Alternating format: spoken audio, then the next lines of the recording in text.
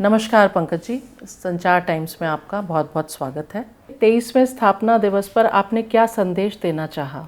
जयप्रकाश जनता दल 23वां स्थापना दिवस समारोह मनाया।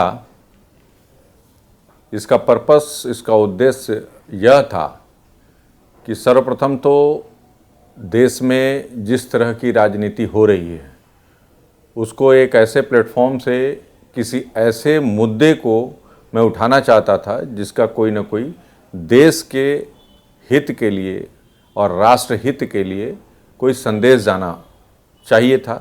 जो हमारा 23वां स्थापना दिवस के समारोह में मैंने एक महत्वपूर्ण मुद्दे को रखा और उसको मैंने अपने उद्देश्य को अपने संबोधन में इस मंच से मैंने प्रसारित किया देशवासियों के बीच। विगत 23 वर्षों में क्या जयप्रकाश जनता दल ने इस तरह के कार्यक्रम किए?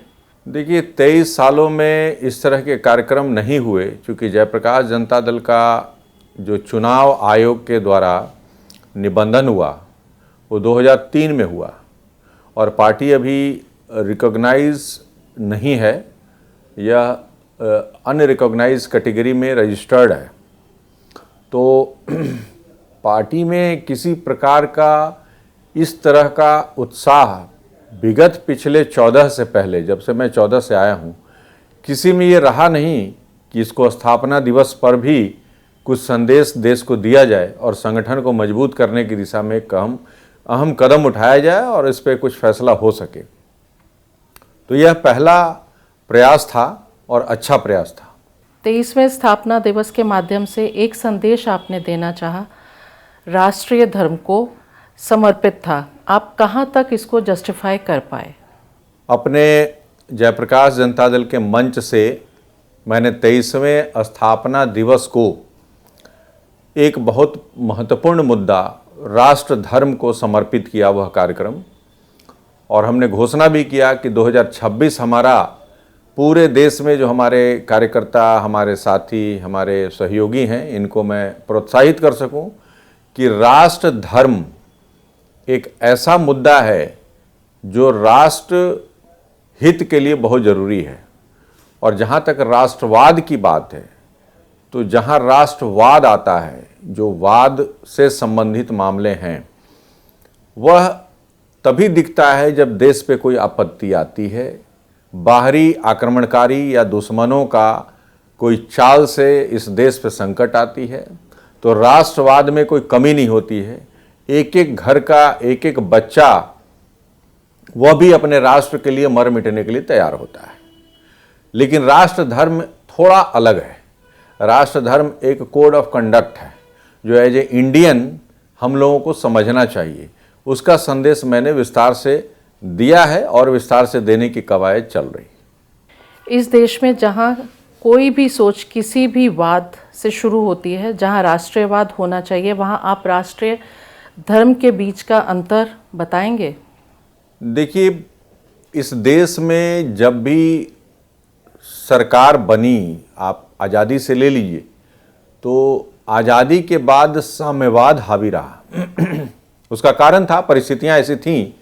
जवाहरलाल नेहरू जी जब प्रथम प्रधानमंत्री बने तो उनके पास इंफ्रास्ट्रक्चर में कोई भी प्राइवेट प्लेयर आने को तैयार नहीं था, क्योंकि हमारे पास टेक्नोलॉजी नहीं थी, पैसा नहीं था। तो एक ही तरीका बचता था और वो था हम लोग रशिया की तरफ देखे, चाइना की तरफ देखे, जो साम्यवाद समर्थित सरकारें थीं। तो उनका भी इन्वेस्टमेंट, उनकी टेक्नोलॉजी ट्रांसफ़र प्लस उनका सहयोग जब हमने लिया तो बहुत बड़े बड़े प्लांट यहाँ लगे, जिसका परिणाम बोकारो स्टील सिटी है, भिलाई स्टील प्लांट है और इस तरह के और भी बहुत सारी चीज़ें हैं, पेट्रोलियम्स में हैं, अदर थिंग में हैं। तो वहाँ पे क्या रहा कि उनका उद्देश्य तो देश प्रगति के लिए था, लेकिन साम्यवाद वहाँ हावी हुआ। साम्यवाद में मैनेजमेंट और लेबर, इन दोनों के बीच सामंजस्य नहीं रहा। और एक समय आया जब लेबर यूनियन के चलते भारत को काफ़ी लॉस होने लगा, आए दिन हड़तालें रही, तो उसका फिर दुष्परिणाम निकलने लगा। तब पूंजीवाद की ओर हम झुके और धीरे धीरे लिबरलाइजेशन उसको कहा गया और धीरे धीरे उधर गए। तो वाद शब्द तो हमेशा लगा रहा। और फिर हम समाजवाद की बात करते हैं कि समाज सर्वोपरि है। तो मेरा मानना है कि यह सरकारी तंत्र व्यवस्था के लिए वाद शब्द बहुत हद तक प्रयुक्त होना बहुत सही है, लेकिन जहां तक व्यक्तिगत कोड ऑफ कंडक्ट की बात है तो राष्ट्र धर्म अपने आप में एक बहुत बड़ा उद्देश्य लेके निकलता है। जैसे आप अपने रिलीजन को एक कोड ऑफ कंडक्ट में बांधते हैं, तो आप भारतीय हैं, इसका भी एक कोड ऑफ कंडक्ट होना चाहिए। हमारी सरकारी संपत्ति का नुकसान न हो, हमारी संपत्तियों का ख्याल हो, हमारी अपनी चीज़ों का जो हमारा है उसका ध्यान रहे। इन सब चीज़ों से और भी है बृहत मायने हैं, तो उन चीज़ों को लेकर के राष्ट्र धर्म में चलने की कवायद करनी है और इसका उद्देश्य के लिए हमने काफ़ी बड़ा प्रोग्राम तैयार किया है, वो आगे आने वाले समय में दिखेगा। जयप्रकाश जनता दल मानव विकास सूचकांक को राष्ट्रीय धर्म से कैसे जोड़ती है? देखिए, देश में अभी तक हम लोगों ने जब भी देश के विकास और अर्थव्यवस्था की बात करी है, तो हम जब भी जानते हैं, आम आदमी भी पढ़ाई भी होती है, उसमें जीडीपी का रोल होता है कि ग्रॉस डोमेस्टिक हमारा प्रोडक्शन जो है कितना जा रहा है, अर्थव्यवस्था का आकलन वहाँ तक होता है। लेकिन मैं कह रहा हूँ ये तो सरकार कर ही रही है, होना भी चाहिए, चलता रहता है। लेकिन मानव विकास सूचकांक पे अभी अगर हम लोगों ने देखा नहीं है, इंडिया बहुत नीचे है। एक आदमी के लिविंग स्टैंडर्ड, सिविक सेंस, इन सब सारी चीज़ों का भी आकलन होना चाहिए और इसके लिए भी सरकार को एक प्रयास करना चाहिए, चाहे एनजीओ के थ्रू करें, ट्रस्ट के थ्रू करें, सीएसआर के पैसे जा रहे हैं उसके थ्रू करें। एक सिविलाइज सोसाइटी कैसे रहती है इसके लिए भी एक प्रयास करना चाहिए। तो मानव जो विकास सूचकांक है उसमें हम अभी काफ़ी नीचे पायदान पे हैं, इसको ऊपर उठाने के लिए भी एक प्रयास किया जा सकता है और इस प्रयास के लिए सबसे बड़ा जो मैसेज है वो राष्ट्र धर्म में छिपा है। इसीलिए राष्ट्र धर्म को मानव विकास सूचकांक से हम जोड़ेंगे और देश में एक अच्छी मानव विकास सूचकांक को पाने का प्रयास करेंगे। यूरोप वगैरह में बहुत ऊपर है इन चीज़ों में, हमारा लिविंग स्टैंडर्ड बहुत डाउन है, पैसा है, समाज सरकार पैसा भी दे रही है, योजनाएं चल रही हैं, फिर भी हम कहीं भी देखें तो बहुत ज़्यादा जगह ऐसा है कि महानगरों को छोड़ दीजिए तो छोटे जगहों में ये स्टैंडर्ड काफ़ी लो है। और लो इस वजह से नहीं है कि उनके पास पैसा नहीं है, उनके पास वो नहीं है, उनको सिविक सेंस का नॉलेज नहीं है और अपने राष्ट्र के प्रति जो समर्पण है वो धर्म के प्रति जो है उससे कम है।